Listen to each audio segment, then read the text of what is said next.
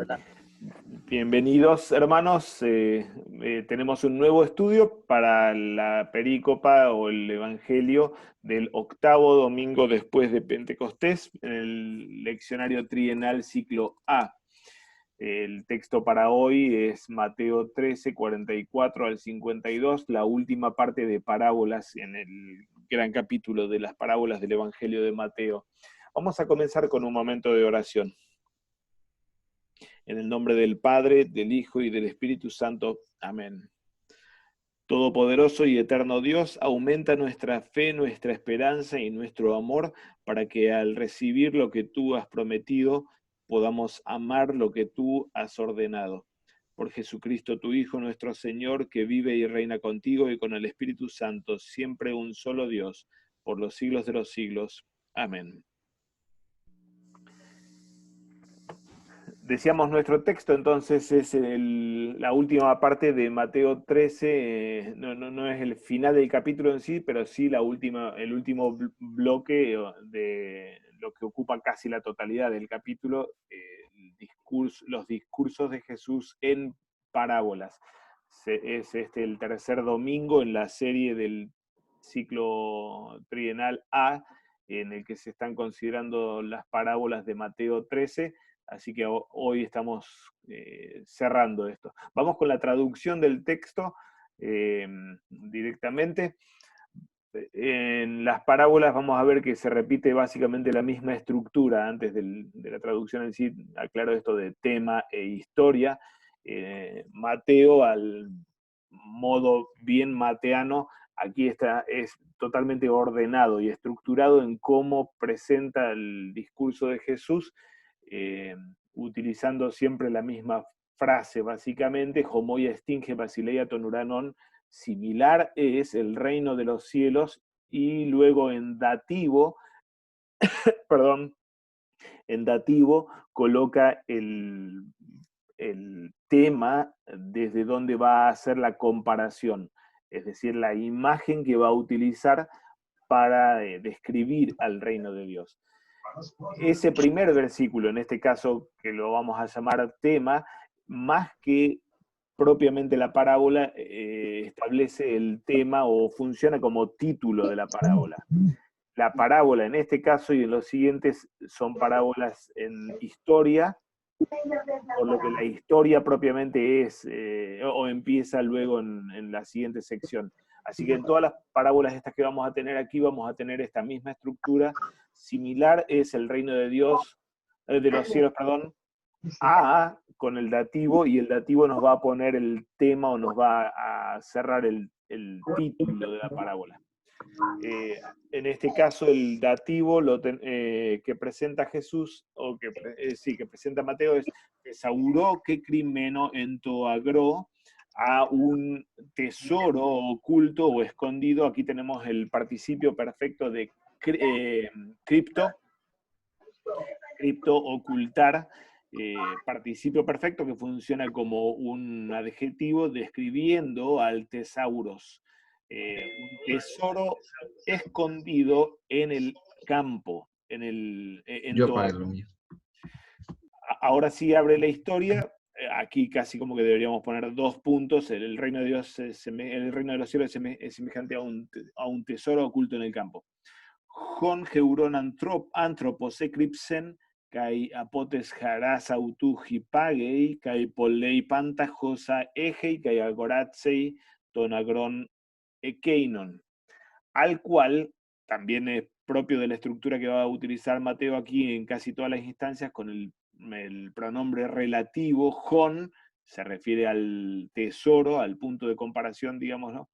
Al cual al hallar un hombre lo ocultó.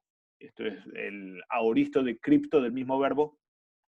En esta parábola Jesús va a seguir utilizando verbos en presente solamente, hipagei, polei y agoratzei, en presente. Aquí el primero está en aoristo, tiempo pasado, ¿no es cierto?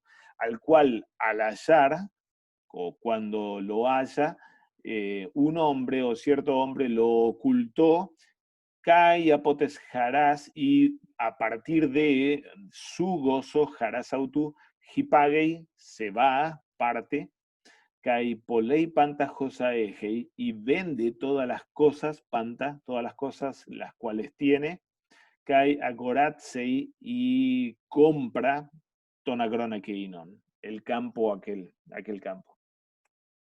Palin, nuevamente, y otra vez tenemos la misma estructura. Homo y estinge basileia tonuranon, similar es el reino de los cielos. Antropo emporo setunti calus margaritas. A un hombre, émporos es comerciante, pero generalmente se utilizaba el término para un comerciante como de alto rango, eh, eh, de importación y exportación de productos, así que es un comerciante que mueve un capital importante, ¿no es cierto? Aquí tenemos al hombre este descrito entonces como émporos, como emporo en dativo, y setunti, participio presente de seteo, buscar, eh, eh, lo que hace toda la última frase también adjetival, le da una función adjetival. El hombre es descrito como un comerciante que busca buenas perlas. Margarites en griego es perla, aunque suena a la flor para nosotros, pero de así deriva el nombre de nuestra flor. Así que el reino de los cielos es semejante a un hombre comerciante buscador de buenas perlas. El kalos, recordamos, más que hablar de bondad, habla de calidad o de nobleza. Ahora sí en la historia, versículo 46, Geurón de Gena Politimon Margariten, pero al hallar una, Geis, tenemos aquí el numeral, al hallar una perla polítimos de alto precio, de mucho precio, Apelzón, después de irse, participio aoristo de aperjomai, después de partir, Pepraken pantajosaegei, vendió, aquí tenemos el uso del tiempo perfecto con el verbo piprasco, que es vender. No tiene básicamente mucha diferencia en su significado con poleo, que fue utilizado en el versículo 44, es sinónimo. Mateo cambia aquí el verbo piprasco, pero lo coloca no en tiempo presente como casi todos estos verbos de la primera historia, sino ahora en tiempo pasado. Así que después de haberse ido, vendió Pantajosa Eje y todas las cosas que tenía, Egoras en Autón, y la compró a la perla. Autón aquí se refiere a la perla, ¿no es cierto? Palin, nuevamente, tercera parábola ahora, con el Palin introduce la repetición Mateo aquí, Homoi estinge basileia tonuranon, similar es el reino de los cielos, y nuevamente aquí presenta el tema, ahora nos ubica no en el ámbito del trabajador de campo que descubre un tesoro o del tesoro, tampoco del comercio de perlas, sino ahora en el campo de la pesca marítima, o de la pesca marítima. Sagene, aquí en dativo, entonces tenemos la descripción en términos de título de la imagen que va a utilizar Jesús otra vez. Sagene bletheise eisten talasan kai ekpantos genus sinagaguse. Dos participios, bletheise, esto es el participio aoristo pasivo de balo, arrojar balo, y sinago, tenemos aquí a lo último del título, también en aoristo, participio aoristo, juntar, que están funcionando nuevamente o están teniendo una función adjetival, es decir, describen a la red esta indicada inicialmente con el sagene. La red sagene es descrita como que fue arrojada adentro del mar y de todas las especies, genos, de todas las clases, ha recogido. todavía no está contando la historia en sí con estos dos participios, sino que está describiendo la imagen de esta red arrojada al mar y que recogió peces de todas las especies o de toda clase. Ese es el título y ahora sí va a ir Jesús a la historia propiamente. Gen, de la cual o a la cual está en acusativo, pero lo vamos a traducir como de la cual porque es de allí de donde sucede el verbo principal sinelexan. Aquí el mismo verbo que tuvimos en la parábola de la cizaña, escoger entre cizaña y trigo sin lego. Sinelexan es participio de sin lego. Escogieron, pero antes tenemos todas estas tres frases que describen la historia. Gen jote epleroce, cuando quedó completa o quedó llena, ana vivasante sepiton aigialón, después de haber traído o recogido sobre la playa o sobre la costa caicacizantes y sentándose. Estos son participios auristos eh, masculino plural, lo que describe que el sujeto de esas acciones, aquí no explícito, son ellos, algunos ellos, que obviamente, bueno, ahora cuando Jesús decodifique, va a estar refiriéndose a los ángeles, aunque en la imagen todavía, en la imagen de la parábola, o en la metáfora de la parábola, son los pescadores, digamos.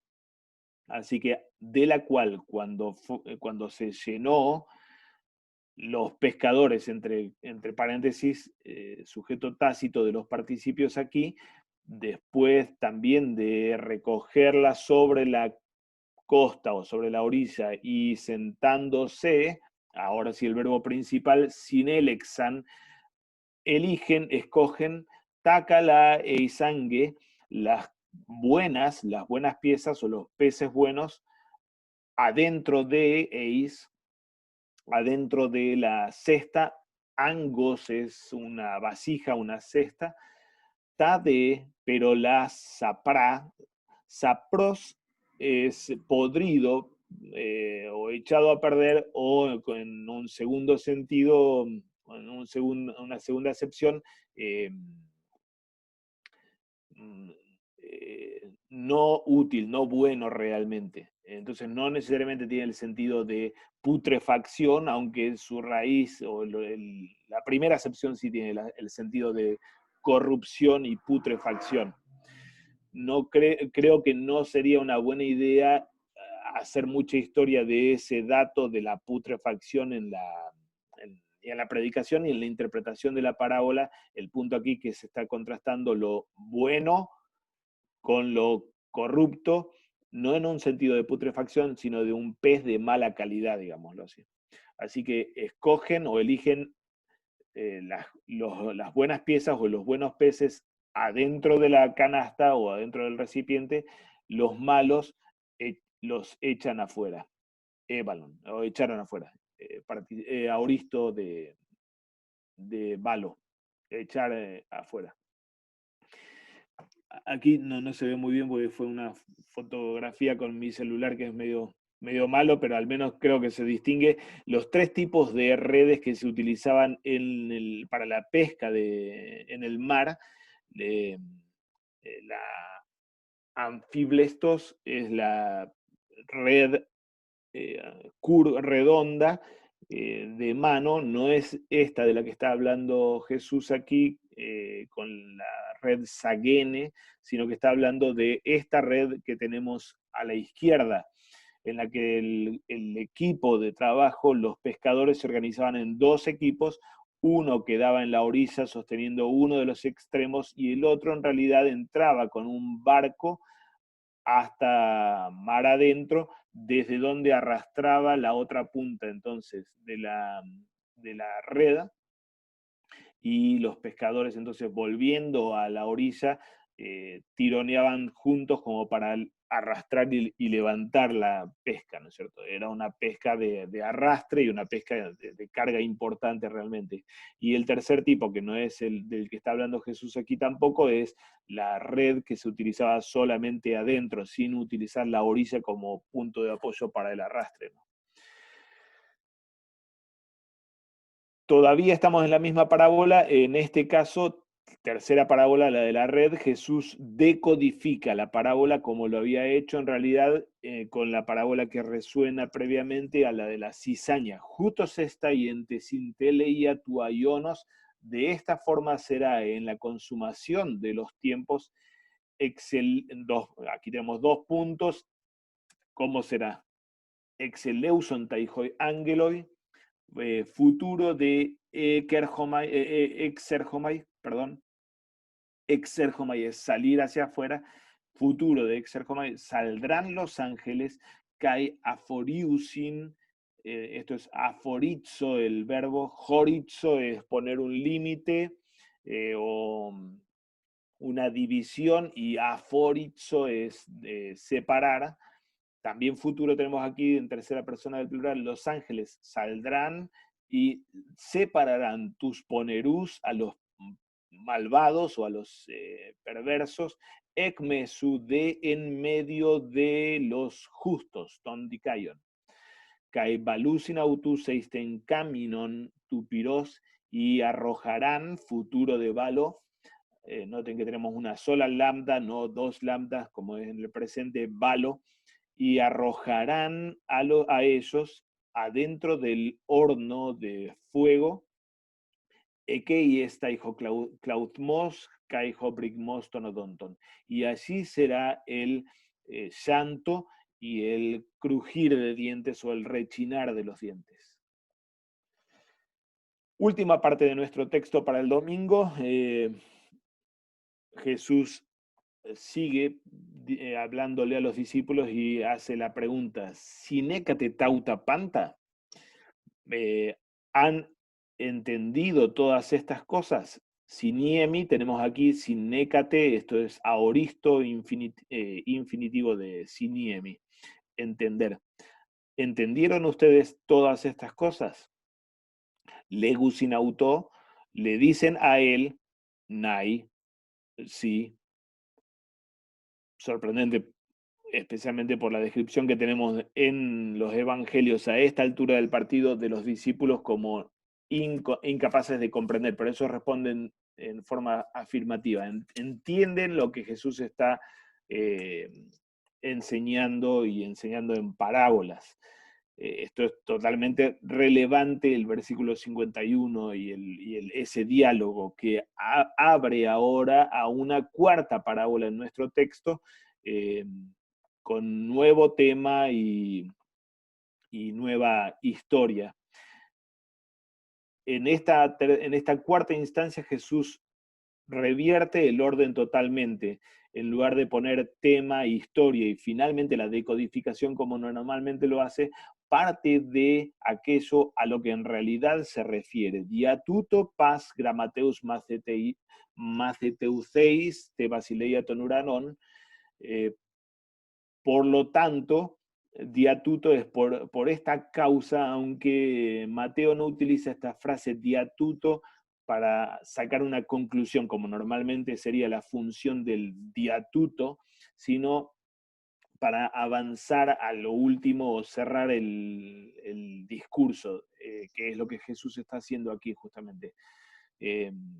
Por lo tanto, pas grammateus maceteuteis, todo escriba, gramateus, escriba, y esto es un participio aoristo de maceteuo. Maceteuo es aprender o enseñar, en este caso intransitivo es aprender. De aquí viene macetes, obviamente discípulo, ¿no?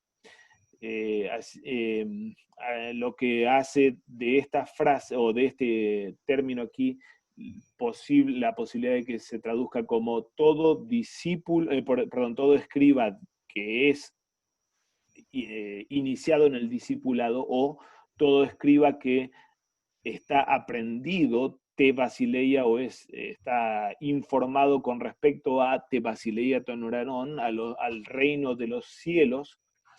Homoios estin, ahora el tema, es similar a antropo oikodespote, a un hombre dueño de una casa. Déspotes es dueño, de ahí nuestro déspota, y oikos, dueño de la casa.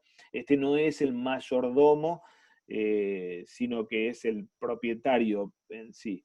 Así que el similar es a un hombre dueño de la casa, hostis, el cual ekvalei saca, extrae ectu thesaurú, autú, caina, kai, palaya.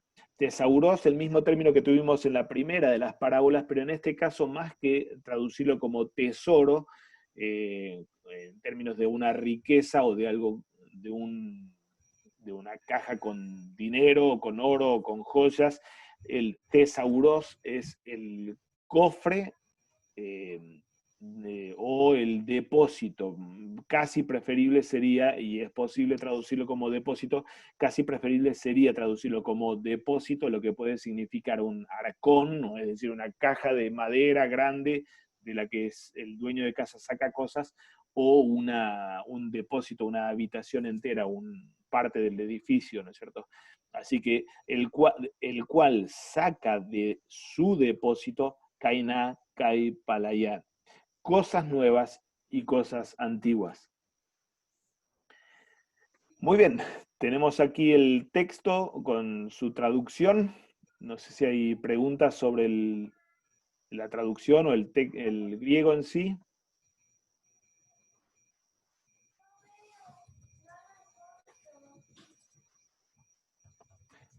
Si no, avanzamos, hermanos.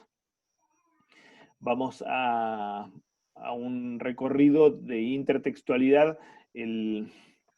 Nuestro texto para el domingo tiene sus buenos desafíos y en parte los desafíos están ligados con la gran carga de intertextualidad, es decir, de interconexiones con las que Jesús está hablando aquí con el lenguaje del resto del Evangelio, del Nuevo Testamento y del Antiguo Testamento también. Vamos a estar haciendo citas aquí, algunas a textos deuterocanónicos, lo que obviamente no significa que los tomamos en el mismo sentido como inspirados por el Espíritu, pero sí como parte del lenguaje del judaísmo al que pertenece Jesús. Algunos textos dentro de Mateo con respecto al concepto de Basileia ton uranon, sabemos bien un concepto totalmente clave en Mateo y característico de Mateo. De hecho, las parábolas, a diferencia de Lucas, Mateo tiene una predilección por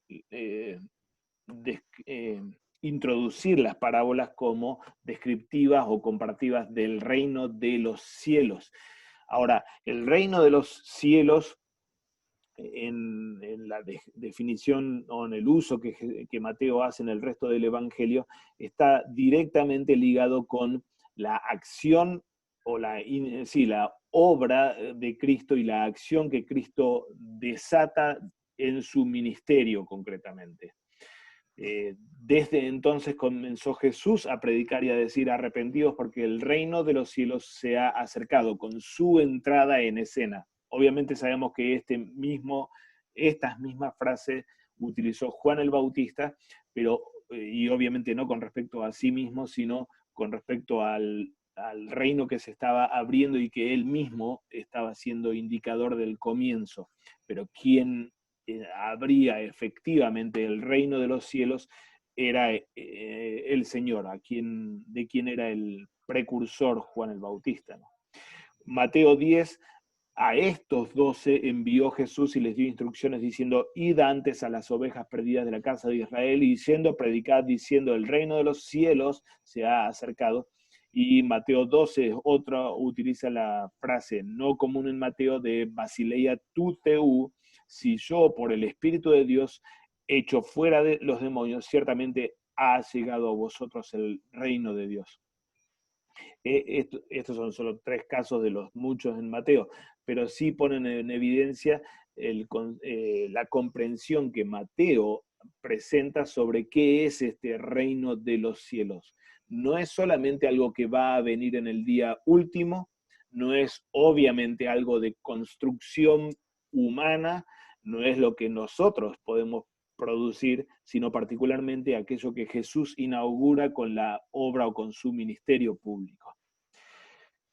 Los conceptos el concepto con respecto a la primera parábola del tesoro oculto y descubierto o encontrado, tiene su antecedente en la literatura sapiencial del Antiguo Testamento, Proverbios 2, y también en los textos deuterocanónicos de Eclesiástico, se habla de la Torá y de la sabiduría de la palabra de Dios como tesoro, un tesoro oculto o un tesoro abierto, descubierto.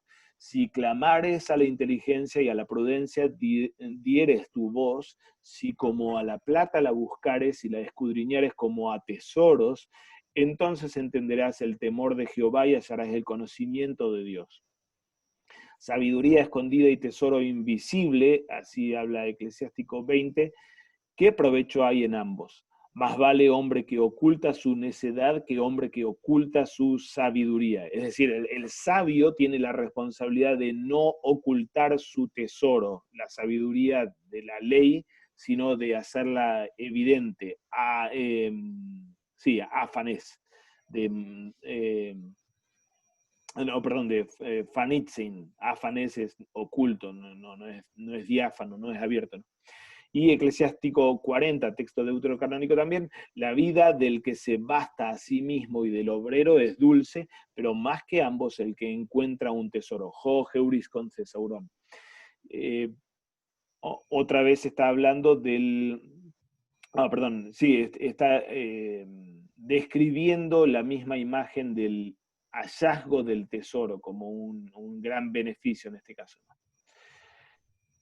El lenguaje casi emparentado, pero un poquito ya no ligado con el tesoro en sí, pero sí el lenguaje de hallar y del gozo del hallazgo, es un lenguaje que en Mateo aparece en otras instancias y particularmente en las parábolas, siempre es Dios el que halla o Cristo el que halla y se goza por ese hallazgo. Y si acontece que la encuentra a la oveja perdida, Mateo 18, de cierto os digo que se regocija más por ella que por las 99 que no se descarriaron.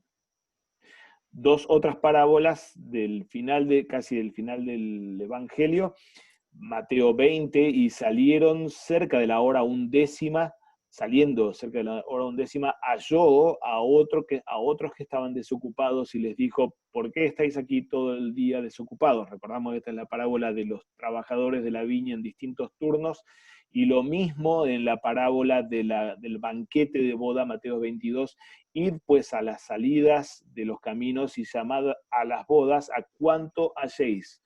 El mismo verbo ligado con la recolección de los invitados a la fiesta en este caso. El lenguaje de ir, vender todo y comprar también tiene su recorrido en el Evangelio y en el Nuevo Testamento, un lenguaje que ya nos va a anticipar aquí ciertas tensiones con respecto a la interpretación de nuestras parábolas. Mateo 19 habla en los mismos términos, noten, Jesús al hombre rico, al joven rico, diciéndole, si quieres ser perfecto, anda, vende lo que tienes y dalo a los pobres y tendrás tesoro en el cielo, y ven y sígueme. El mismo Evangelio no utiliza el término de comprar, agorazo, pero sí utiliza el término de litrosis o de litron en este caso, que es lenguaje de compra también, así como de redención de otro tipo. Puede ser en el orden religioso y sacrificial, la redención puede ser en el ámbito de la guerra, una redención, es decir, un guerrero vence a un enemigo y le arranca sus esclavos. Así está sucediendo una litrosis o un litron, o la acción de liberar. O puede ser también en el ámbito de una compra, cuando se redime algo o especialmente a alguien, como sucedía con los esclavos también. Mateo 20, Jesús describe su oficio como con estos términos: el Hijo del Hombre no vino para ser servido, sino para servir y para dar su vida en rescate, litron, por muchos. Litron antipolón. Otra vez no está utilizando el lenguaje de agorazo, de comprar, pero sí está utilizando este otro término íntimamente ligado con el de agorazo. Ese lenguaje de agorazo y de litrosis o de litroo va a ser utilizado por los apóstoles, por ejemplo, Pablo en 1 Corintios o Pedro en 1 Pedro, para hablar acerca de la obra de redención o del rescate que Cristo efectúa de la iglesia. Porque habéis sido comprados por precio, egoráscete, gartimes, glorificad pues a Dios en vuestro cuerpo y en vuestro espíritu, los cuales son de Dios. Fuisteis rescatados, dice Pedro, de vuestra vana manera de vivir, la cual recibisteis en vuestros padres, de vuestros padres, no con cosa corruptible como oro o plata, sino con la sangre preciosa de Cristo, como de un cordero sin mancha y sin contaminación. Como digo, esto ya anticipa parte de la tensión que vamos a tener en la historia de la interpretación de estas parábolas, especialmente en torno al lenguaje de ir, vender todo para comprar. Es el lenguaje que Jesús plantea al joven rico y es el lenguaje con el que Jesús en parte, o los apóstoles luego en el Nuevo Testamento, describen la obra de redención que Cristo hizo por nosotros. Politimon Margariten, una perla de mucho valor, resuena al lenguaje con el que el Antiguo Testamento y el Nuevo Testamento describen al pueblo de Dios. Éxodo 19 inaugura un lenguaje tradicional en el Pentateuco y que Deuteronomio va a estar repitiendo una y otra vez acerca del pueblo de Dios como tesoro especial. Ahora pues, si diereis oído a mi voz y guardareis mi pacto, vosotros seréis mi especial tesoro sobre todos los pueblos, porque mía es toda la tierra. Mateo 7 habla de específicamente de perlas en otra ocasión, así cuando describe al hermano al cual no ha de juzgarse y condenarse con facilidad. No juzguéis para que no seáis juzgados. Tenemos todos los versículos entre medio que he eliminado aquí, y en el versículo 6 sí utiliza la imagen. Entonces, no deis lo santo a los perros, ni echéis vuestras perlas delante de los cerdos, no sea que la pisoteen y se vuelvan y os despedacen.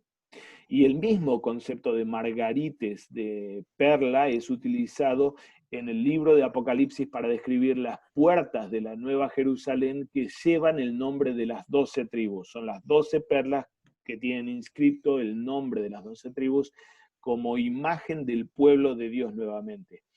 Y me mostró la gran ciudad santa de Jerusalén, tenía un muro grande y alto con 12 puertas, y en las puertas nombres inscritos que son los de las 12 tribus de los hijos de Israel. Las 12 puertas eran 12 perlas.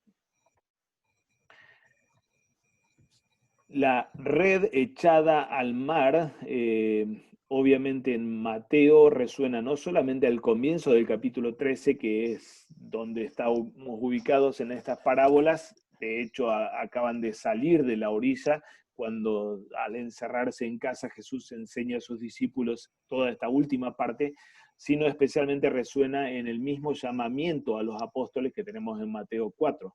Andando Jesús junto al mar de Galilea, vio a dos hermanos, Simón, llamado Pedro, y Andrés, y su hermano, que echaban la red en el mar porque eran pescadores. Y les dijo: venid en pos de mí y os haré pescadores de hombres. La imagen esta de ser pescadores de hombres tiene a su vez todo el trasfondo veterotestamentario con respecto a la tarea de recolección de Israel, del Israel disperso. Jeremías 16 es un texto clave en esto, pero también a la recolección de todas las naciones para ser juzgadas por Yahvé mismo. Habacuc 1 es un texto clave en esto. ¿Por qué ves, le pregunta el profeta a Dios reprochándole, por qué ves a los menospreciadores y callas cuando destruye el impío al más justo que él? Pero avanza el profeta con el versículo 15 anunciando cómo Dios va a salir de esa pasividad. Sacarás a todos con anzuelo, los recogerás con su red y los juntarás en sus mallas, y los juntará en sus mallas, por lo cual se alegrará y se regocijará. El uso de la anfiblestos, esta de la red de pesca, eh, y de la, sí, de la Sagene, en este caso también utiliza los dos términos para red, eh, como imagen que el profeta utiliza para la recolección final o de fin de los tiempos, para ser juzgados los impíos. La imagen que ya hemos tenido también en la de la cizaña, o en la decodificación de la cizaña y del trigo, la plenitud del tiempo en el término pleroo, aquí es cuando se completa o se carga la red, el sentarse y los ángeles separando malvados de justos, es lenguaje que Mateo utiliza en otras instancias para hablar acerca del juicio final. No puede el buen árbol dar malos frutos, ni el árbol malo dar frutos buenos. Todo árbol que no da buen fruto es cortado y echado en el fuego. Aquí tenemos el mismo lenguaje de sapros y kalos que utiliza Jesús en nuestra parábola, y en Mateo 22 y 25 sí, ahora definitivamente las imágenes del juicio final. Y saliendo los siervos por los caminos, juntaron a todos los que hallaron juntamente, malos y buenos, y las bodas fueron llenas de convidados. Perdón, Mateo 22 no es todavía del juicio final, sí de la recolección apostólica, otra vez utilizando términos muy similares de sinago, geurisco, ponerús o poneros y agathos en este caso, y plero, las fiestas completas, como como la red completa. Ahora sí, Mateo 25, juicio final, cuando el Hijo del Hombre venga en su gloria y todos los santos ángeles con él, entonces se sentará en el trono de gloria y serán reunidos delante de él todas las naciones, y apartará, mismo verbo aquí, aforizo, los unos de los otros, como aparta el pastor las ovejas de los cabritos.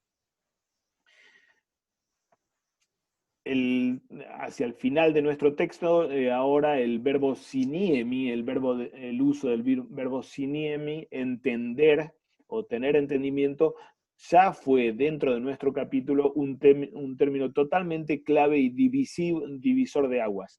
Entender es marca de fe en nuestro capítulo, y es marca del privilegio de los de adentro. Los de afuera no entienden, por la dureza de su corazón. Los de adentro no solamente escuchan, sino que también entienden. En la explicación que hace Mateo de por qué utilizaba las parábolas, tenemos este texto, Mateo 13, 13 al 15. Por eso les hablo, Jesús lo dice. Por eso les hablo por parábolas, porque viendo no ven y oyendo no oyen ni entienden. Aquí tenemos los verbos de acuo y siniemi, de manera que se cumple en ellos la profecía de Isaías que dijo: de oídos oiréis y no entenderéis, y viendo veréis y no percibiréis, porque el corazón de este pueblo se ha engrosado y con los oídos oyen pesadamente y han cerrado sus ojos para que no vean con los ojos y oigan con los oídos y con el corazón entiendan y se conviertan y yo los sane. En la decodificación o explicación de la parábola del sembrador, la primera parábola de Mateo 13, Jesús explica ¿quiénes son los que caen en la buena tierra? Cuando alguno oye la palabra del reino y no la entiende, estos no son las buenas semillas, son los anteriores, viene el malo y arrebata lo que fue sembrado en su corazón. Este es el que fue sembrado junto al camino. Ahora sí, la buena tierra, más el que fue sembrado en buena tierra, este es el que oye y entiende. Tiene ambos verbos, acuo y siniemi, la palabra, y da fruto y produce a 100, a 60 y a 30 por uno. ¿Tenemos algún comentario aquí?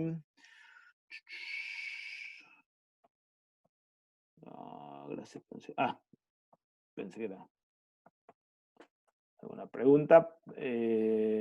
Antes de abrir a las preguntas, tenemos algunos textos paralelos más en torno al término de gramateus, de escriba, y del verbo maceteuo. Jesús mismo utiliza el término gramateus, escriba, que normalmente en los evangelios lo tenemos para describir a los escribas, es decir, a los especialistas de la ley judía, generalmente fariseos, y que normalmente son los opositores a Jesús. Jesús utiliza el término gramateus para hablar acerca de los apóstoles mismos enviados a los judíos, es decir, gramateus no solamente del lado del judaísmo, sino ahora en Mateo 23 son enviados por Cristo mismo al pueblo judío, es decir, son apóstoles formados, informados en la palabra o instruidos en los misterios del reino estos. Ay de vosotros, escribas y fariseos e hipócritas, porque edificáis los sepulcros de los profetas y adornáis los monumentos de los justos. He aquí yo os envío profetas, sabios y escribas. Aquí tenemos el uso del término gramateus. Y de ellos a unos mataréis y crucificaréis, y a otros azotaréis en vuestras sinagogas. Ahora el término maceteuo es utilizado en estos otros dos textos al final del Evangelio para describir discipulado particularmente. En el caso de José de Arimatea es descrito como el que había sido discípulo, maceteuse to Jesús, había sido discípulo o discipulado hacia Jesús o discípulo de Jesús, y el mismo término utilizado en el texto de la gran comisión de Mateo 28, ir y hacer discípulos. Maceteuo tenemos aquí, obviamente tiene toda la carga de instrucción en las palabras, pero también de rito de inserción o de incorporación por medio del bautismo. Ahí vamos con un segundito más todavía, hermanos. La imagen del dueño de la casa, del oikodespotes, es utilizada por Jesús en dos de sus parábolas hacia el final del Evangelio para referirse especialmente al padre, especialmente al padre de familia que contrata a distintas personas o que planta esta viña. Y casi anteúltima, la imagen del extraer del tesoro, también en literatura apócrifa o deuterocanónica del Antiguo Testamento, el libro de sabiduría, nuevamente como habíamos visto con respecto al tesauros del comienzo, en la primera parábola del tesoro, aquí también se utiliza en sabiduría la idea de extraer del tesoro como imagen para la tarea propia de un maestro en la ley o maestro de la fe.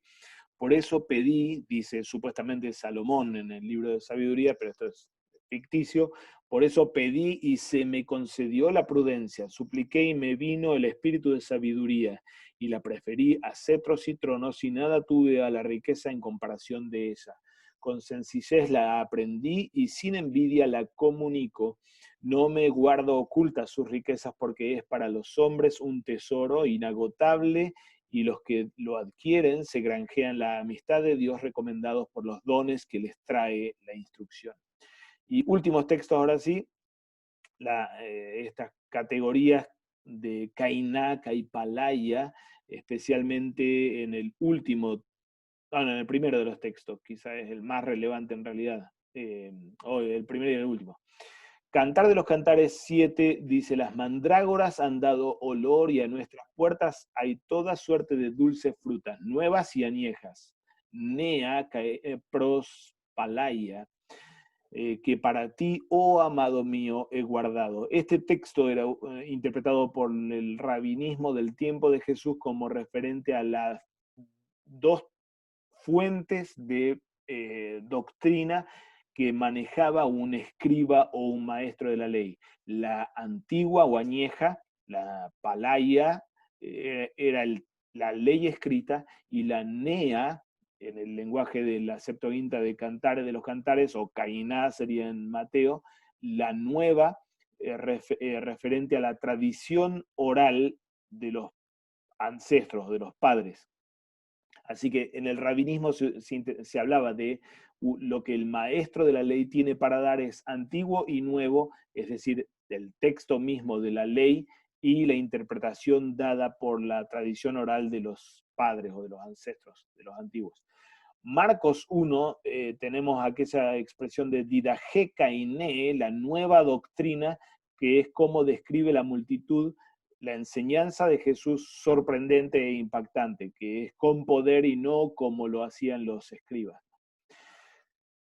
Hasta aquí el recorrido de estos textos. No sé si había, me parece, alguna pregunta, hermanos, o comentario.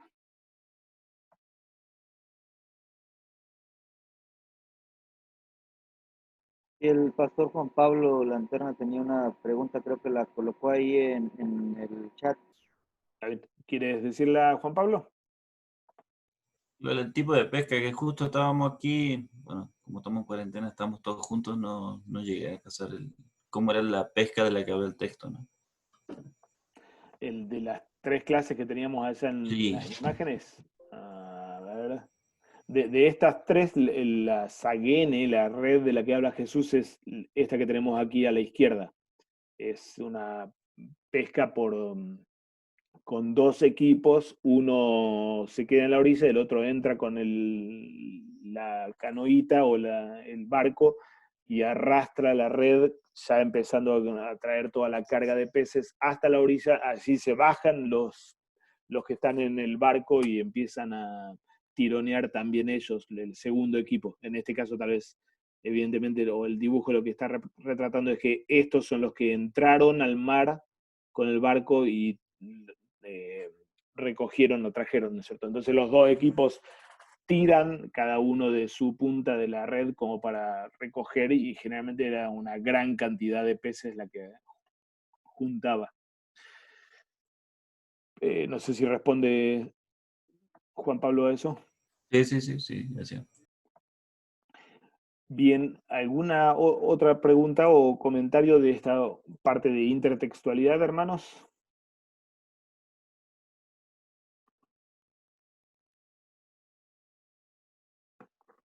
Si no, avanzamos.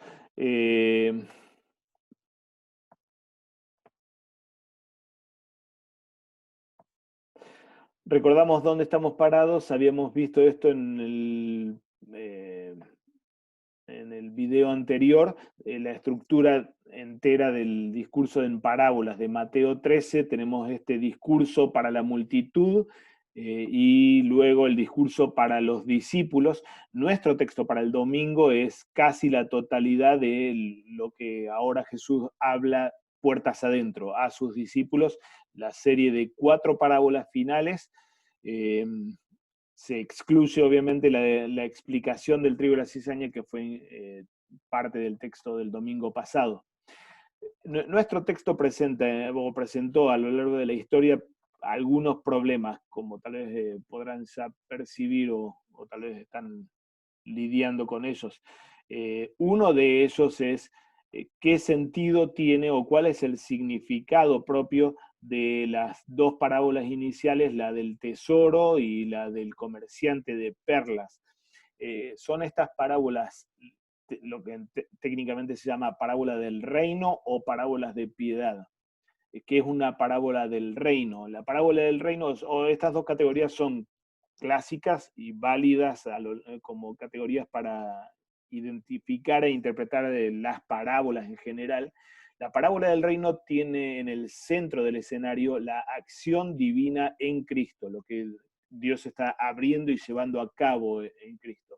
Las parábolas de piedad son aquellas parábolas que describen en forma de parábola la reacción, ya sea propia o inapropiada del humano frente a la intervención o al evento de Cristo. Nuestras parábolas del tesoro y del comerciante son normalmente interpretadas como parábolas de piedad. ¿Cómo? ¿En qué sentido? ¿Cuál es el significado que se le da? ¿O cómo se decodifica esas parábolas? Yo soy el que encuentro a Cristo o tengo que encontrar a Cristo y buscarlo o por lo menos no perderlo. Eso así lo interpreta Johann Spangenberg en la Reforma Luterana. Pero soy yo el hombre o el comerciante y he de vender todo por causa de él. Esta interpretación de estas dos parábolas como parábola de piedad, esta forma de interpretar de estas parábolas iniciales, no es una gran parte de la historia de la interpretación de las parábolas, sino es la totalidad de la historia de la interpretación toma estas parábolas en ese sentido.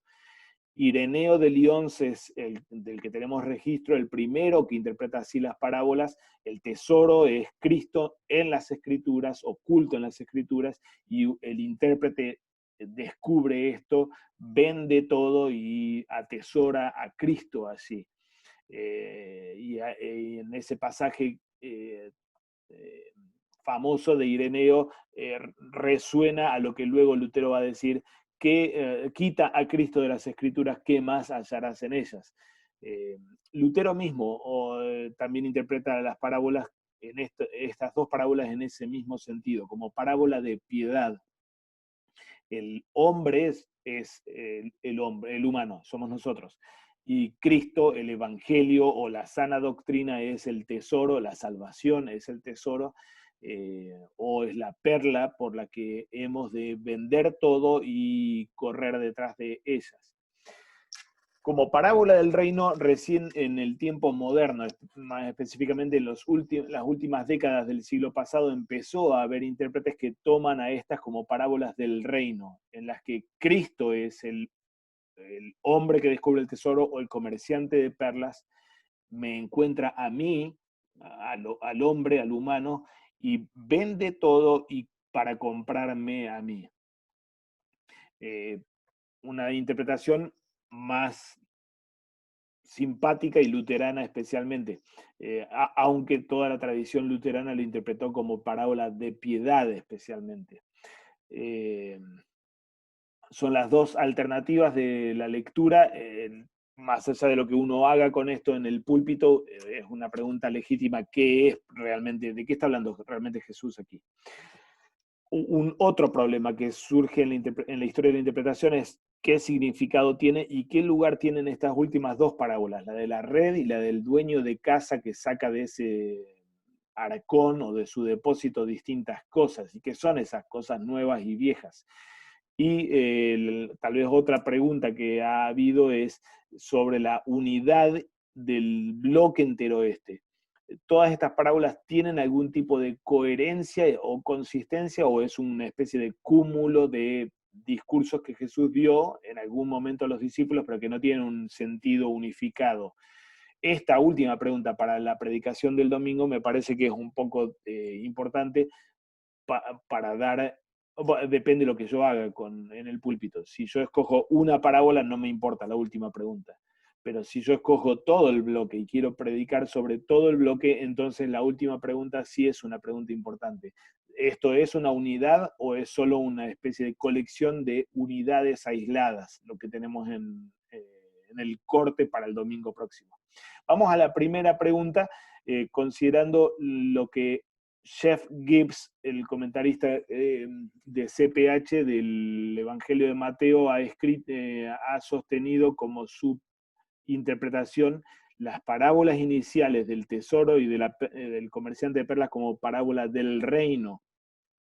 Gibbs argumenta esto de múltiples formas, pero solo voy a traer un único dato. Algunos ya ya aparecieron en intertextualidad en la sección anterior. Gibbs pone en contraste, o mejor dicho, en paralelo ambas parábolas, la del tesoro y la del hombre comerciante de perlas, y nota obviamente la correlación que hay entre uno y otro, especialmente las acciones que se hacen de descubrir, vender y a fin de comprar.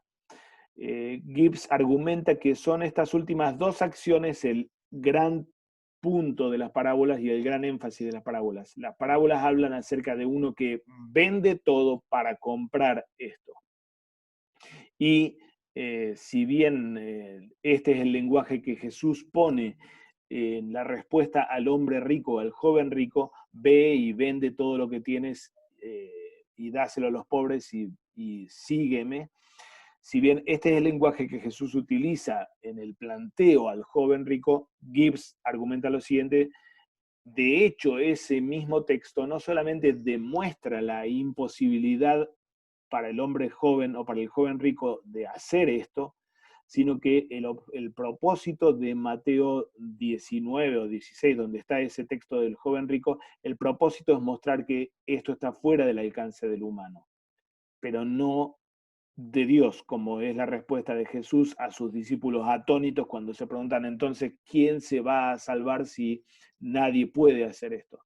Para el hombre es imposible, pero no para Dios, porque todas las cosas son posibles para Dios. Tenemos este diálogo final.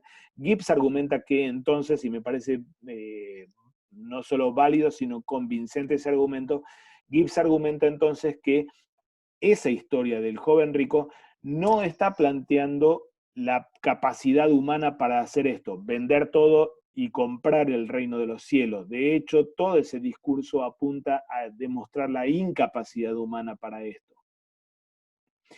De modo que vender todo lo que se tiene para comprar aquello atesorado es un lenguaje que el resto del Evangelio utiliza para describir la obra que Cristo mismo hace. Aquel que nos compra y nos compra por el precio que sabemos que pagó y que nosotros como pueblo suyo tenemos para él. El lenguaje de la perla en Mateo, describiendo al hermano valioso como para no echarlo a los cerdos, o del pueblo de Dios, las 12 tribus que forman o que participan y disfrutan de la ciudad, de la Nueva Jerusalén, también como lenguaje para describir el alto precio que tiene el pueblo de Dios redimido para este Señor. Lenguaje que se remite al Pentateuco, como decíamos, con Israel como el tesoro valioso o atesorado para Dios, el tesoro predilecto de Yahvé. Así que el argumento que Gibbs hace aquí me parece que es válido, aunque él reconoce que tiene a toda la historia de la interpretación, incluso la historia de la interpretación luterana de estas parábolas, en contra. Pero la base bíblica desde la que él argumenta esto me parece que es bien sostenible realmente. ¿Qué significan? Voy a la anteúltima pregunta. ¿Qué significan o de qué hablan la última parábola, la del dueño de casa que saca de su depósito cosas nuevas y cosas viejas?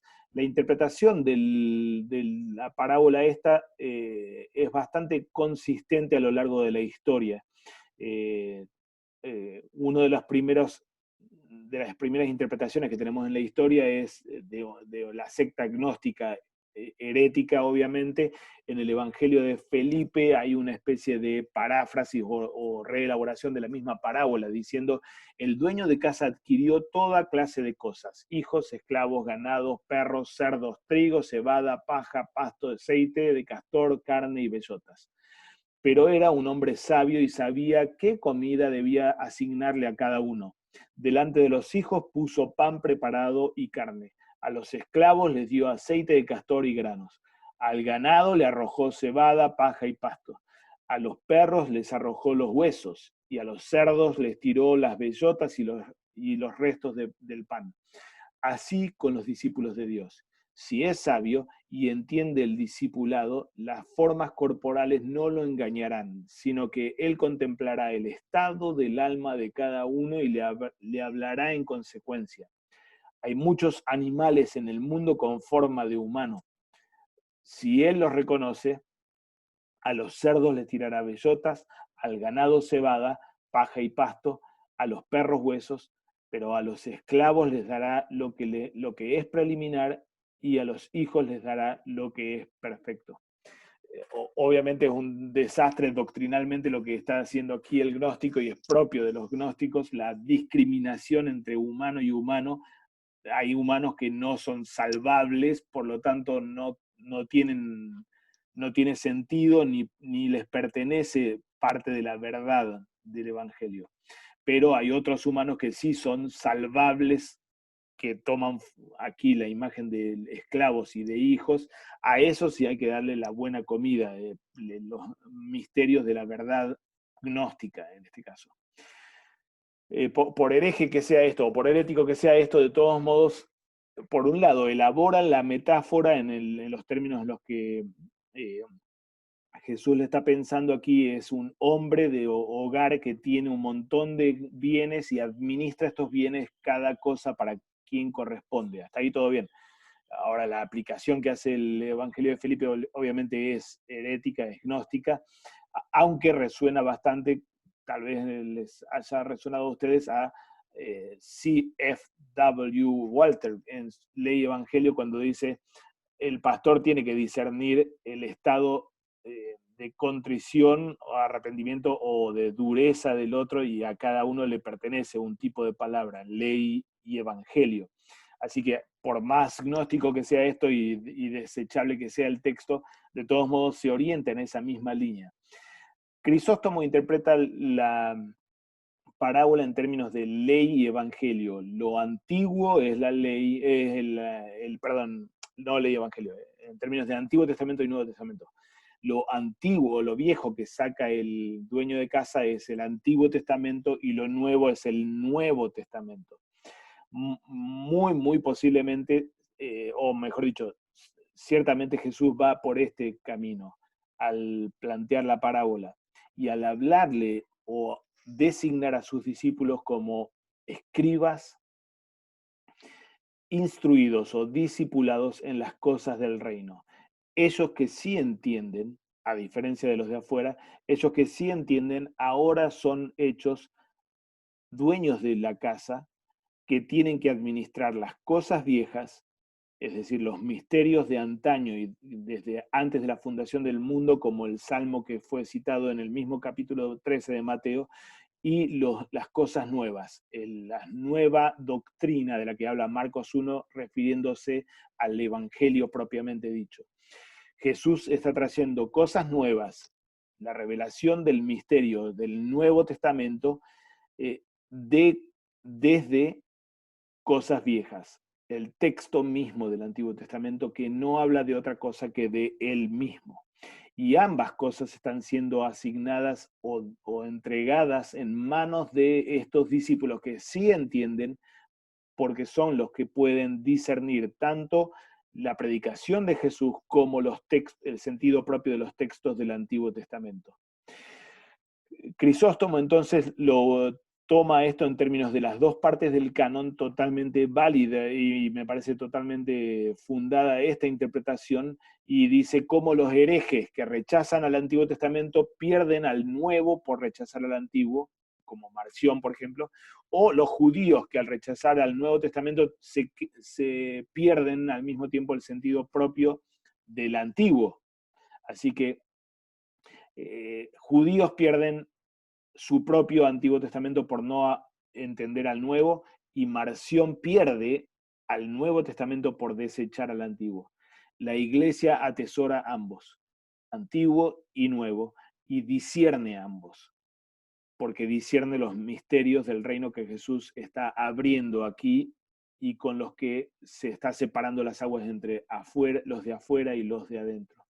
Lutero lo interpreta en la forma más luterana posible en términos de ley y evangelio, no en contraste con, me parece, y uno no debería ponerlo en contra de Crisóstomo, la interpretación de Lutero, pero sí está hablando no de canon, de las partes del canon bíblico, sino de las doctrinas.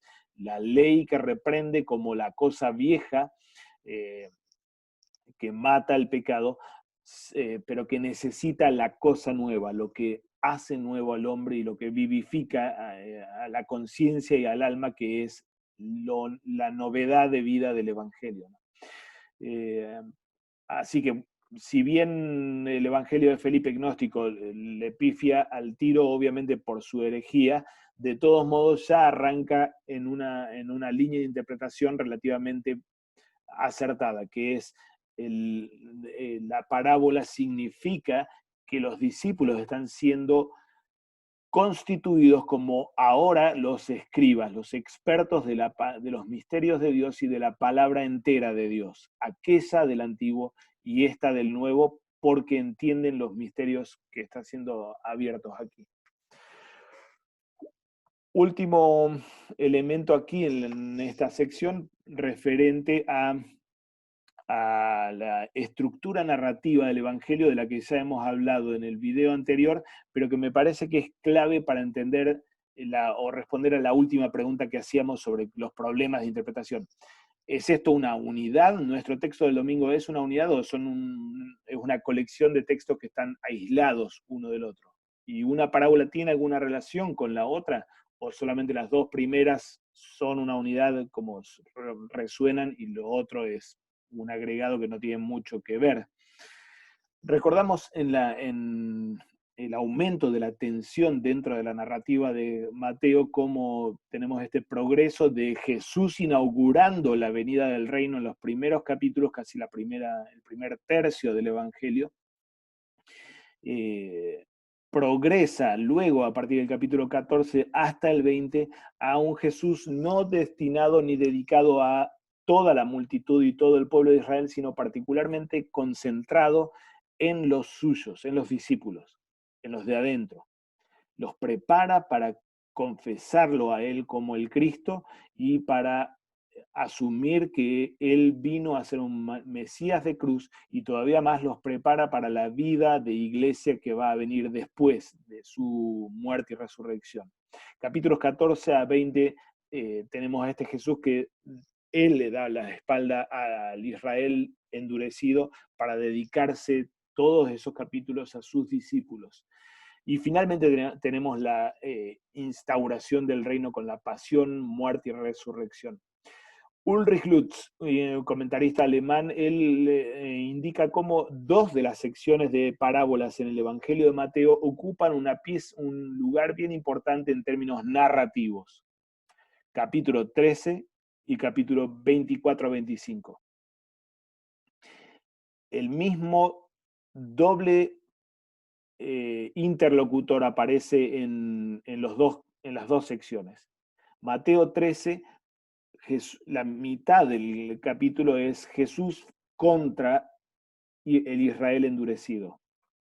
Jesús condenando y rompiendo la relación con el Israel endurecido con la primera mitad de las parábolas, para abrir su enfoque, que va a ser lo que domina los siguientes capítulos, a los de adentro, a los discípulos.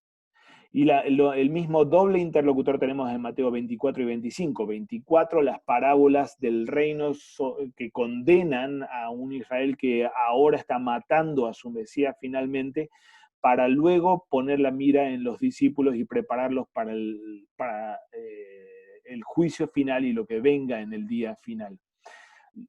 Lutz plantea entonces esas dos secciones de parábolas realmente expresan o ponen en términos de parábolas lo que está pasando en términos de la narrativa de Mateo, ¿no? La tensión contra el Israel endurecido y el preparar a la iglesia, a los suyos, en la segunda parte de cada una de estas secciones. Esto lo habíamos visto ya entonces en el video anterior, cómo tenemos estas dos partes de advertencia y ruptura frente al Israel endurecido y de consuelo y afirmación a sus discípulos, y creo que es bien orientativo para entender la unidad que presenta toda nuestra sección, incluyendo la explicación de la cizaña y el trigo. ¿Qué tenemos aquí en estos cinco partes, estas 5 partes? Tenemos estas dos parábolas, obviamente paralelas una con la otra, en las que el Señor afirma a los suyos diciéndoles: yo separaré a los malos y los recogeré a ustedes conmigo. Consuela a la iglesia angustiada por estar mezclada con malvados y por no saber qué es lo que hay que hacer con esto, o si están adentro o afuera ellos mismos por estar mezclados con cizaña, afirmándoles que es Él quien lo va a hacer, pero lo va a hacer en el día último. En el corazón de esto, o en el medio de estas dos parábolas paralelas en sí, tenemos otras dos parábolas paralelas, como es obvio, las parábolas del tesoro y del comerciante de perlas, en las que el Señor consuela a los suyos diciéndoles: soy yo quien los busqué, quien los oculta hoy para comprarlos. De modo que en medio de la angustia que ustedes están atravesando ante semejante crisis de Israel afuera del reino ahora por haberse endurecido, yo los atesoro a ustedes como perla preciosa. Y lo que estoy haciendo aquí, guardarlos para vender todo lo que tengo a fin de comprarlos, lo que hoy está pasando conmigo y lo que va a estar sucediendo en el tiempo del discurso del Evangelio de Mateo, es precisamente toda esa historia de redención de la que hablan particularmente esas dos parábolas. La última parábola es en realidad el cierre de todo ese bloque, no tiene paralelo porque normalmente pasa eso. El final de un ciclo en los paralelismos judíos, el último no tiene par, y marca justamente al no tener par que ese es el final. Está cerrando todo este gran discurso a los suyos, a los de adentro, con la parábola del dueño de casa, afirmándolos a sus discípulos, diciéndoles: yo les entrego a ustedes la administración de los misterios. ¿Entienden esto? Que todas estas cosas las están entendiendo. Ante la confesión del sí de sus discípulos, el alumno reconoce y profesa entender los misterios del reino.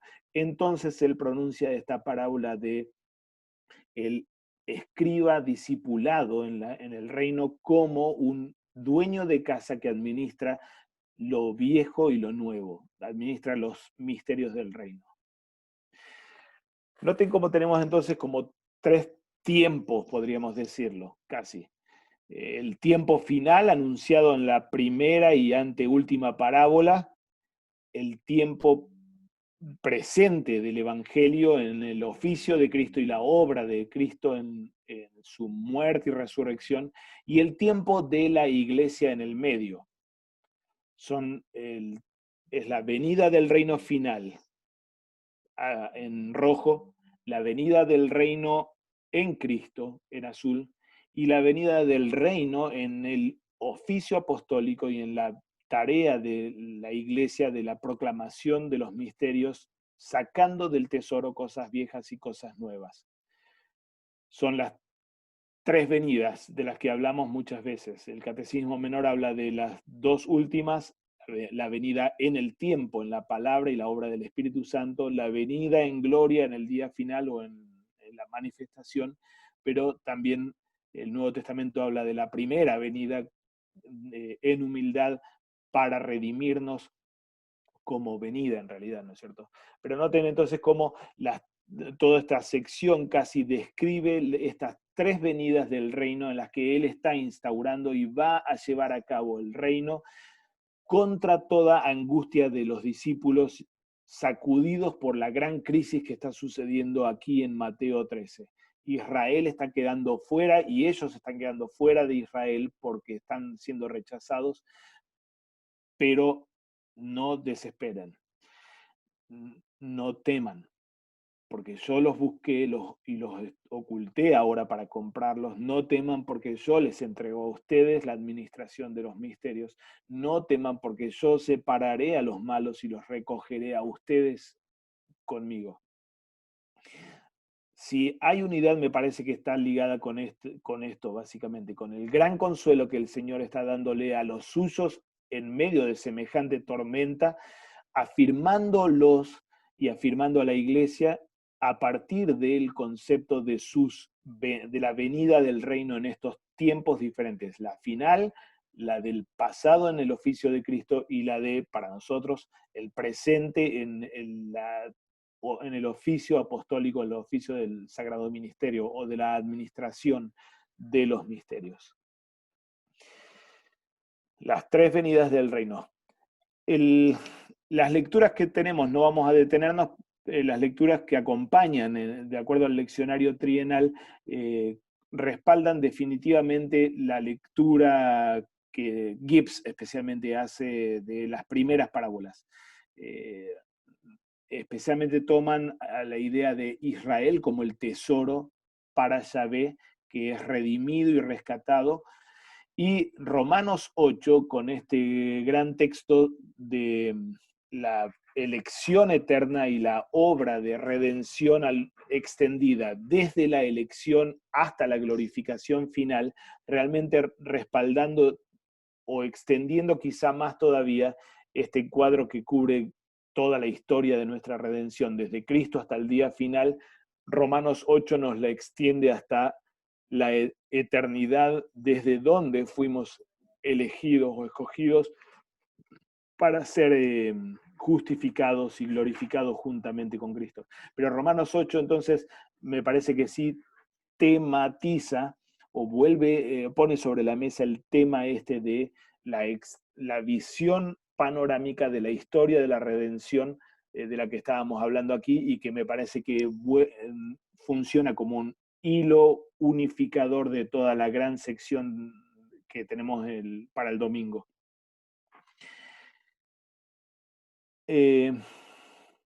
¿Preguntas, hermanos, o comentarios? Skyer dice que el que saca tesoros viejos y nuevos es el evangelista, ¿no? No sé qué tan, en el comentario Mateo, ¿no? No sé qué tanto aporte o cómo es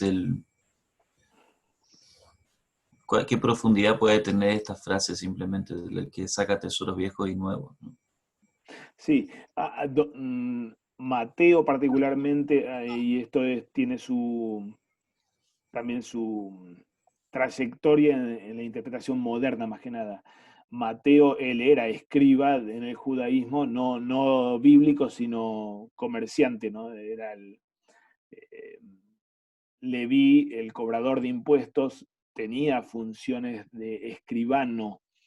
Y lo vemos a esto en cómo Mateo no solamente escribe en forma prolija y detallada como todo escribano, instruido y entrenado en el registro y especialmente la estructuración numérica de las cosas. Eso realmente es propio de nuestro evangelista, sino que al mismo tiempo Mateo realmente muestra ser no solo experto en números, experto en Antiguo Testamento también, ¿no? Así que algunos intérpretes, especialmente modernos, argumentan justamente que Mateo es el que trae esta parábola por describirse a sí mismo y porque realmente lo describe a él. Es un poco especulativo esa teoría, que ese es el motivo por el que Mateo incluye esta parábola que Jesús contó, pero independientemente de si ese es el propósito, obviamente no está de ningún modo mal lo que está planteando Skear, por el hecho de que el oficio apostólico de Mateo pertenece precisamente a la administración de los misterios que fue dado por Cristo a los apóstoles. Entonces, dejando de lado toda la discusión más moderna de si Mateo lo dice porque se veía reflejado él como escriba y escribano, dejando de lado eso, sin duda que los apóstoles se reconocieron a sí mismos, porque Jesús mismo se lo estaba, Jesús mismo los estaba describiendo a ellos en esos términos. Así que la tarea de evangelista que Mateo cumple, sin dudas que eh, se ubica totalmente dentro de esa parábola, ¿no? Así que, por supuesto, es totalmente coherente con lo que Jesús plantea. ¿Y a dónde está queriendo llevarlos con esta descripción de la última parte, ¿no? Es que no llego a entender cómo la intencionalidad de la última parte con la iglesia, ¿no? No llego como a entender de...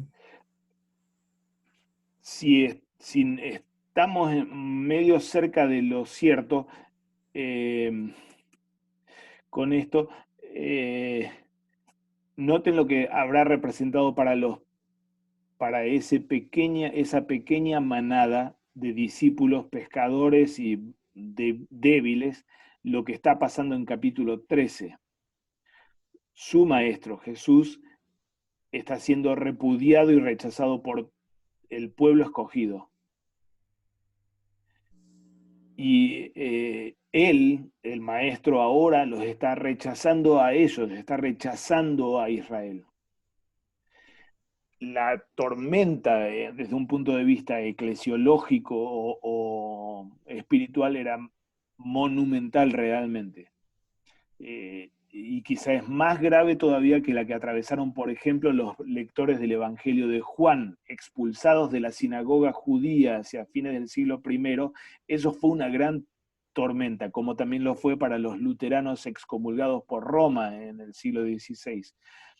La iglesia es una y esa iglesia los estaba excomulgando.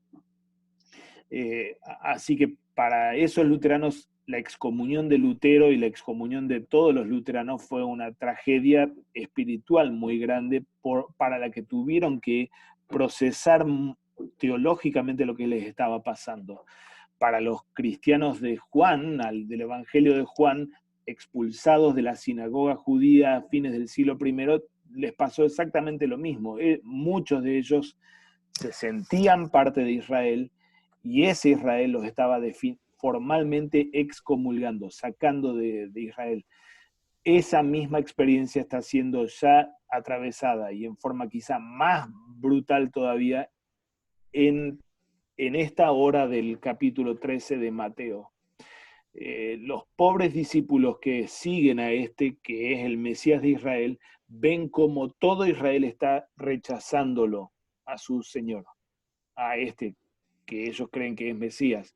Y él los condena a toda esa gran multitud y expresa esa condena por medio del discurso de parábolas para cumplir la profecía de Isaías 6.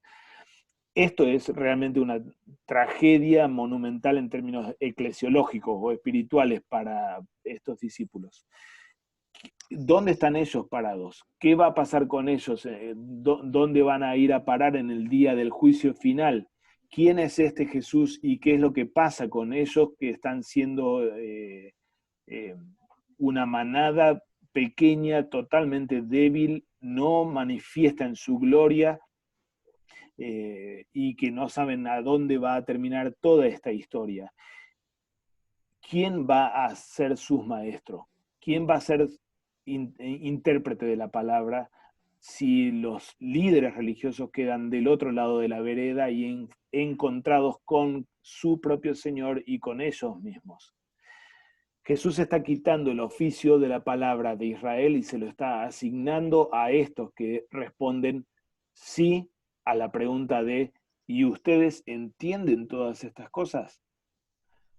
Entender todas estas cosas es el privilegio de los de adentro, contra los que están afuera que no entienden. Y es a ellos que confiesan entender estas cosas a quien ahora Jesús está encomendando el oficio público de la predicación, básicamente, o la administración de los misterios del reino en los términos en los que la última parábola describe. Así que, como digo, si esto es correcto, y yo creo que sí es correcto por el análisis narrativo que hacíamos y por la argumentación de cuál es el sentido de las parábolas como parábolas del reino. Es Jesús quien nos busca, quien nos compra. Él está afirmando a ellos, pobrecitos, en su terror por qué son ellos, quiénes son y a dónde van a ir a parar. Él los va a recoger en el día último, como se recoge el trigo en el granero. Él hoy los está comprando, y aunque están ocultos, Él está en el trámite de la venta y compra necesaria para ser atesorados, y Él les está ahora a ellos asignando la administración de los misterios, por ser quienes sí entienden los misterios, a diferencia del Israel de afuera, ¿no?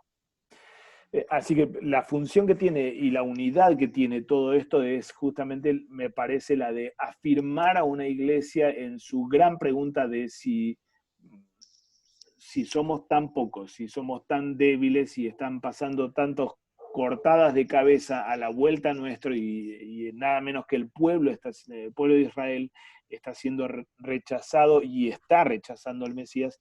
¿Dónde estamos parados nosotros, los que seguimos a Jesús y lo confesamos, en medio de tanta carnicería que nos rodea? Jesús está afirmando a esa pequeña manada atemorizada con estos grandes con estas grandes afirmaciones de lo certero de la venida del reino en el día último, que no está librado al azar, sino que eso ciertamente va a suceder así. Lo certero de la venida del reino en el oficio que él mismo ahora estaba desarrollando, y lo certero de la venida del reino que está encomendando en sus manos como nuevos administradores o como nuevos amos de la casa, que tienen ese tesoro del que van a sacar cosas viejas y cosas nuevas, porque ahora son puestas en su granero o en su depósito. Ya no le pertenece más a Israel el antiguo, porque no han aceptado el Nuevo Testamento, o no van a ser más administradores de la ley porque han rechazado al Evangelio. Ambas cosas, viejas y nuevas, son dadas en manos de los apóstoles o de la iglesia que confiesa un sí a la pregunta de ¿entienden todas estas cosas?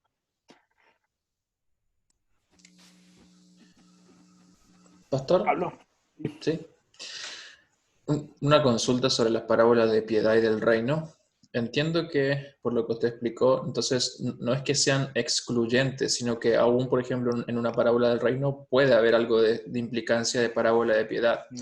Por ejemplo, he leído de uno de los padres de la iglesia que hablan, por ejemplo, del apóstol Pablo, que menciona que él, bueno, sabemos que era entre los fariseos y los judíos realmente de alto rango, pero lo pone él como ejemplo de aquel que dice que antes todo lo consideraba eso como lo más importante, pero a partir de Cristo ya eso es todo pérdida para él y solo Cristo es su ganancia, ¿no? Entonces lo pone como ejemplo de, por supuesto, alguien que ha sido comprado por su Señor, pero que también ahora reconoce como ganancia el haber justamente descubierto el Evangelio, y dejando atrás ya todas sus obras o todos sus cargos, todo su rango como judío. No sé qué opinas acerca de eso, o si es posible que estén las dos cosas metidas.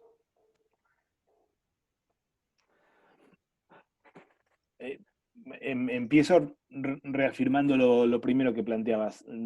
No siempre las categorías estas de parábola del reino y de piedad son mutuamente excluyentes.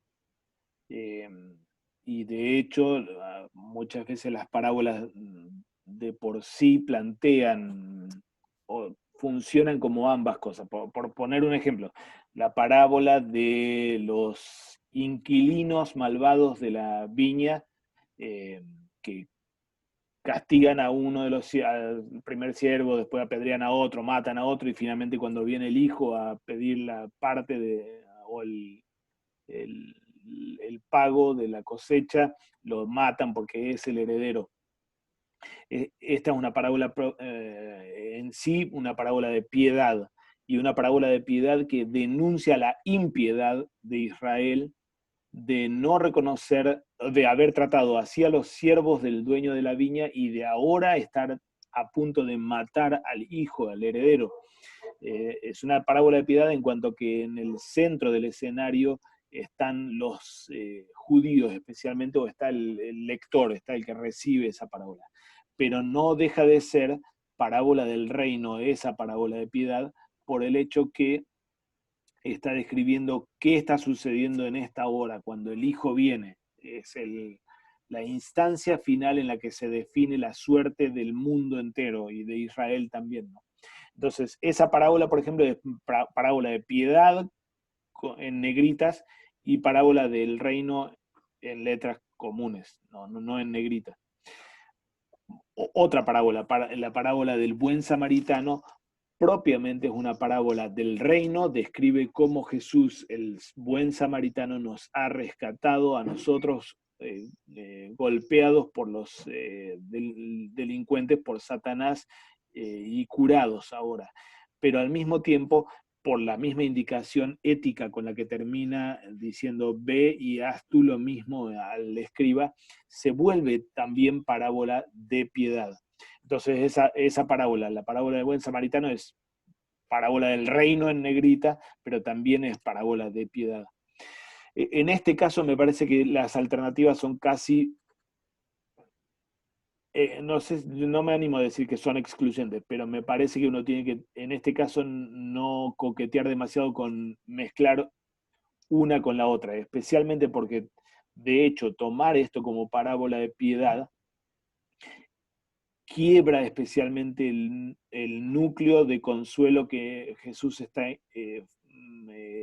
intentando dar a su iglesia con todo el bloque. ¿Qué lugar tienen esas dos parábolas si a estas las tomamos como parábola de piedad en el contexto en el que están ubicadas? Básicamente sí quedan desgajadas por un lado y quiebran la lógica argumentativa que Jesús está haciendo con este discurso ahora para los suyos.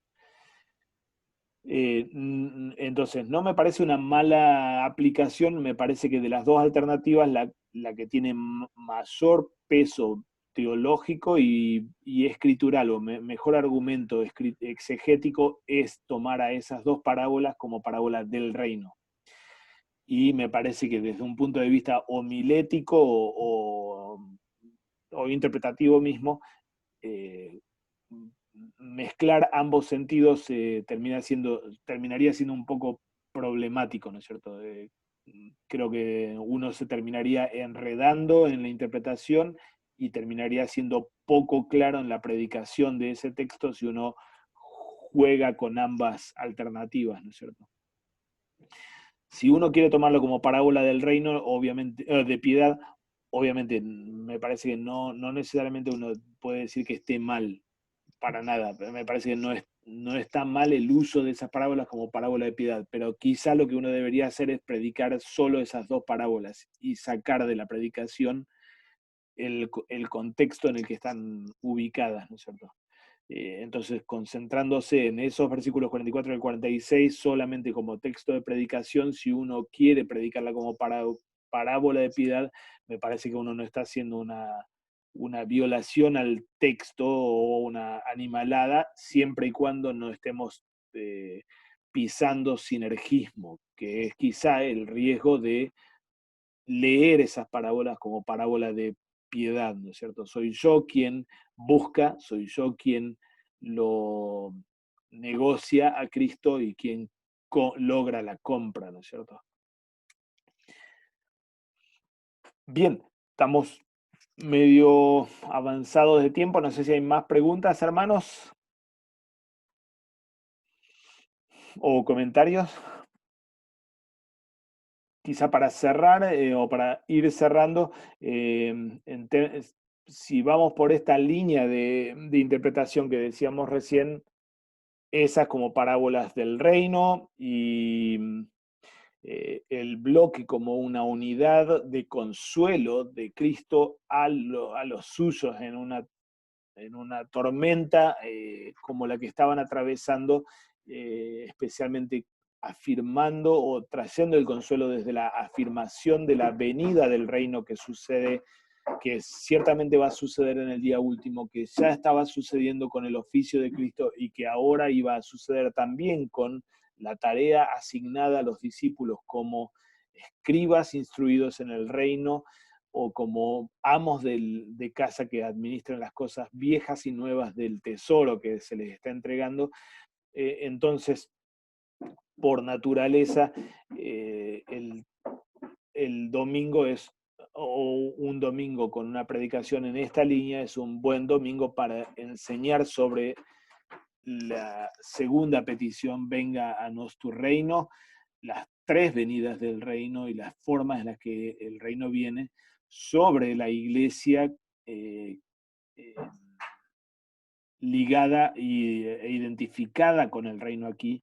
Y se nos fue James Sharp, pero me parece que ahora sí, ahora sí me parece que el texto, especialmente por lo que Romanos 8 trae, Romanos 8 nos lleva al tema de la elección eterna, pero en el marco propio que el mismo texto sí nos está poniendo, que no es intentar adivinar si yo soy paja o cizaña, como trigo o cizaña, como en la parábola anterior, sino que ahora ubica la doctrina de la elección eterna precisamente en el marco propio de la economía de la salvación.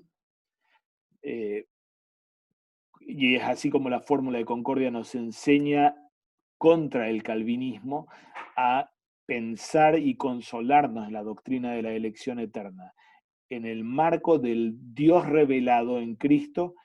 La elección eterna nuestra hemos de pensarla en Cristo, el libro de la vida, así habla la fórmula de Concordia, artículo 11, así como Jesús mismo está afirmando y consolando a los suyos en semejante incertidumbre por la que atravesaba, en todo ese gran marco de redención de la certeza de la venida del reino en su oficio, en el oficio público y en el día último. Toda esta historia de redención, o toda esta economía de la redención, es el marco propio para pensar ahora sí la doctrina de la elección eterna.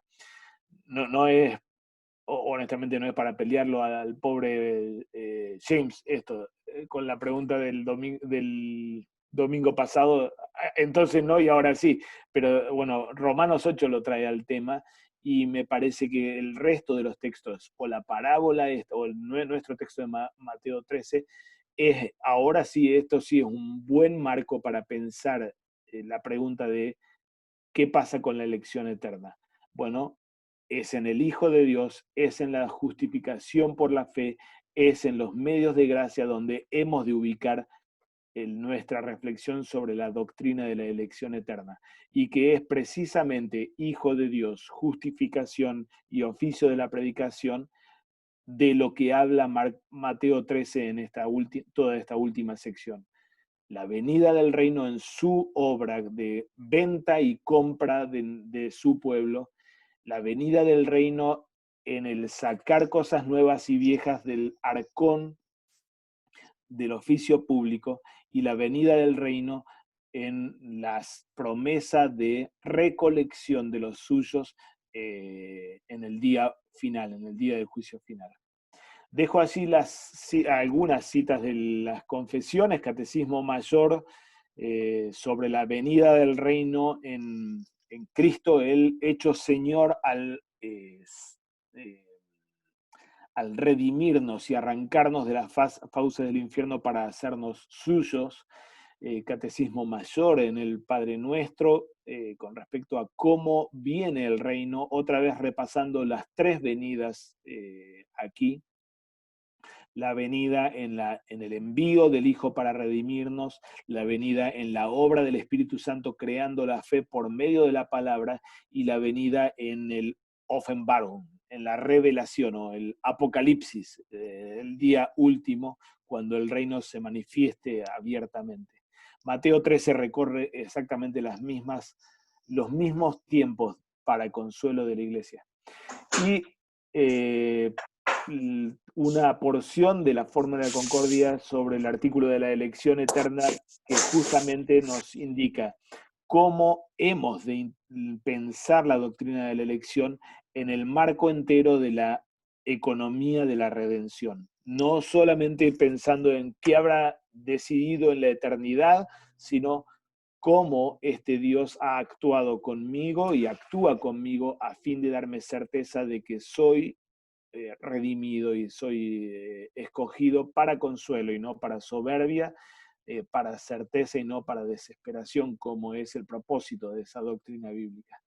Estos 8 puntos son el marco que la fórmula de concordia plantea, este texto de la fórmula.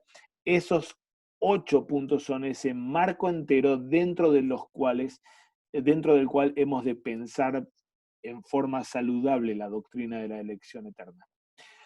Quizá uno tiene que elegir, tal vez tomar el texto para un lado, en términos de doctrina, ¿no? ¿En qué doctrina me voy a concentrar? Quizá este año en la doctrina de las 3 venidas del reino, y el año que viene en la elección eterna, que creo que da buena variación para Una la pregunta. enseñanza. ¿Cuán usual era no sé si sabe, o si tenemos antecedentes sobre esto, pero cuán usual era en la Reforma la predicación de la elección eterna? Porque habrá sido en algún momento un tema, ¿no? En el criptocalvinismo. Pero no sé, porque obviamente cuando se presenta un error doctrinal, los predicadores usualmente se vuelcan a predicar de ese tema. Tanto los que son heterodoxos como los que no tocan ese tema siempre y se vuelve como un tema, ¿no? No sé si hay registro de esto, por ejemplo, sermones Sí, de Lutero o de... No sé. los hay realmente. Yo entiendo, Juan Pablo, no sé la respuesta a tu pregunta, pero entiendo que especialmente en el tiempo de Lutero la tendencia no fue a que haya demasiada predicación sobre la doctrina, especialmente por cómo Lutero mismo, al abordar el tema, eh, nos lleva una y otra vez a el Deus Revelatus, y Deus Revelatus es obra de Cristo de redención por nosotros, predicación de la palabra y administración de los sacramentos y consuelo de la iglesia antes que pensar en el tema de la elección. Pero sí al aparecer el calvinismo y especialmente con el criptocalvinismo a través de los filipistas en la segunda generación de la Reforma y volverse una amenaza, entiendo que desde ese tiempo hasta el tiempo de la ortodoxia luterana confrontada abiertamente y explícitamente con el calvinismo, el tema de la predestinación se habrá vuelto un tema de predicación recurrente. Entonces, en términos estadísticos no tengo idea realmente, pero sospecho que hubo sí un progreso en estos términos, ¿no? La fórmula lo aborda y la fórmula misma plantea ese mismo principio o recuerda el principio que Lutero puso de seguir el orden de la carta a los romanos, no yendo a la doctrina de la predestinación, sino primero pasando por el resto de la doctrina, ¿no? Romanos 1, 2, 3 hasta 8, todo la economía de la salvación para luego 9, 10, 11 recién dedicarse a la predestinación. Ahí dejo tal vez descrito una propuesta con respecto a énfasis para la predicación a partir de las 5 categorías que otra vez no tenemos tiempo para considerarlas. Pero no se pierdan el curso de interpretación bíblica abierto para pastores que tenemos planeado para mayo del 2021, en el que vamos a abrir esto. Ahí pongo entonces una propuesta. Si vamos, ya sea por un lado o por el otro, desde un punto de vista doctrinal, pero sí, si vamos por el lado que acá hemos planteado en términos de interpretación del texto, como un texto unificado y no una agrupación de textos individuales, y las parábolas, especialmente las del tesoro y del comerciante, como parábolas del reino, con Cristo como sujeto de esa historia, para consuelo de los discípulos. Entonces podríamos caminar por estos espacios que tenemos en pantalla. Otra vez, esto no es un bosquejo de sermón realmente, ¿no? Aunque suene a eso, y uno tal vez podría utilizarlo casi como bosquejo, quizá, sí, uno podría utilizarlo como bosquejo, pero en realidad son las funciones del sermón, que así lo pensó la ortodoxia luterana. Un sermón puede tener algunas de estas 5 funciones. 2 son seguras: enseñanza tiene que haber de doctrina en el sermón, consolación tiene que haber en el sermón, y las otras pueden ir variando de alguna forma. Uno podría decir, bueno, pero suenan a ley evangelio aquí, entonces ley evangelio tiene que haber. Seguro, ley evangelio tiene que haber, pero hay en cada una en realidad, ¿no es cierto? Ley evangelio. En la función de enseñanza hay ley evangelio, en la función de entrenamiento hay ley evangelio, en la función de consolación hay ley evangelio. En las otras tenemos básicamente ley y ley en segundo uso, ¿no? Pero, como digo, esto no es tanto un bosquejo de sermón, sino son las 5 funciones que un sermón puede tener, y el uso tradicional luterano es que en un sermón se combinaban más de uno de estos usos y nunca se omitía el primero y el último. Siempre estaban el primero y el último, y depende de la naturaleza del texto y de las circunstancias de la predicación, se omitía alguno de los otros usos.